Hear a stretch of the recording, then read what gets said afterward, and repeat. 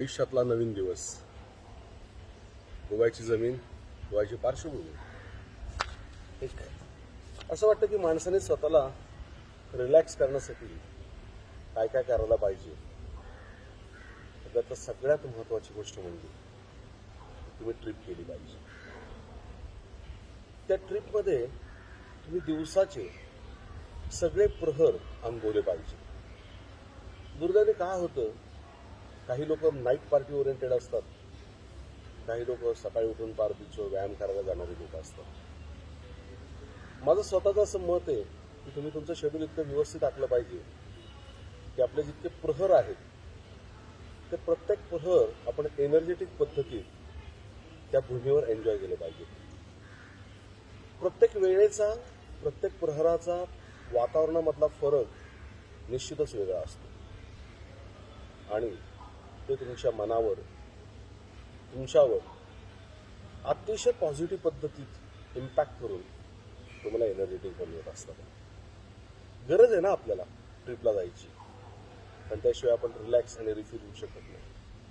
Recharge your batteries असं आम्ही म्हणतो. करता का तुम्ही कधी स्वतःला रिचार्ज?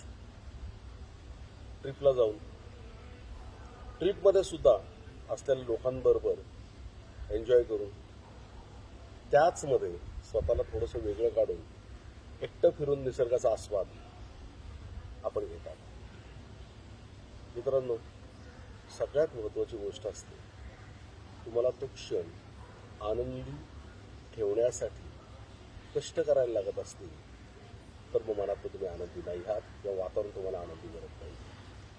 तुम्ही सहज आनंदी आणि उत्साही आणि उत्स्फूर्त झाला पाहिजे असं वागणूक तुमच्या ट्रिपमध्ये असलं पाहिजे.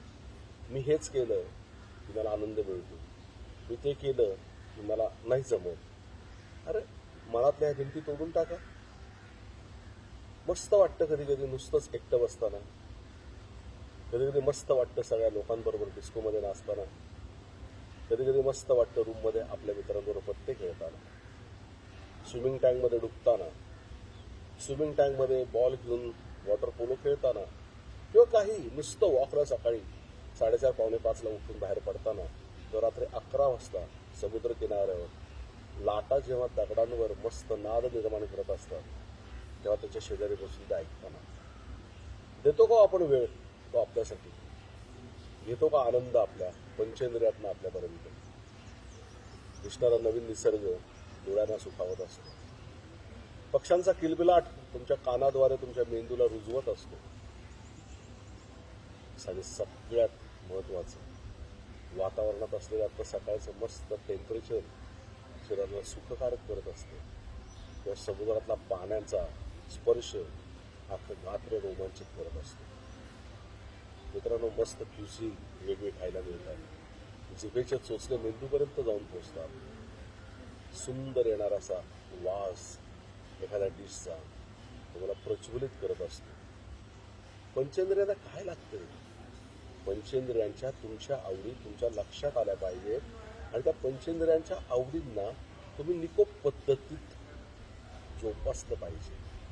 आणि शेवटी पंचेंद्रियातनं आल्यानंतरच तुमची चार्जिंग रिचार्ज होणार आहे. मित्रांनो, म्हणून परत एकदा पुढच्या सेशनमध्ये आपण बघणार आहोत की पंचेंद्रिय वापर करून स्वतःला मेडिटेट कसं करता येतं, पंचेंद्रियांचा वापर करून आपण स्वतःला रिचार्ज कसं करू शकतो, पंचेंद्रिय आणि त्याचे व्यायाम याविषयी निश्चितच आपण बोलणार आहोत. आणि शेवटीच येणारा प्रत्येक नॉलेज, येणारा प्रत्येक डाटा आजच्या भाषेत गेटवेजमधनं जो येतो तो पंचेंद्रियातनं येतो आणि पंचकर्मेंद्रियातनं आपण तो वापरत असतो.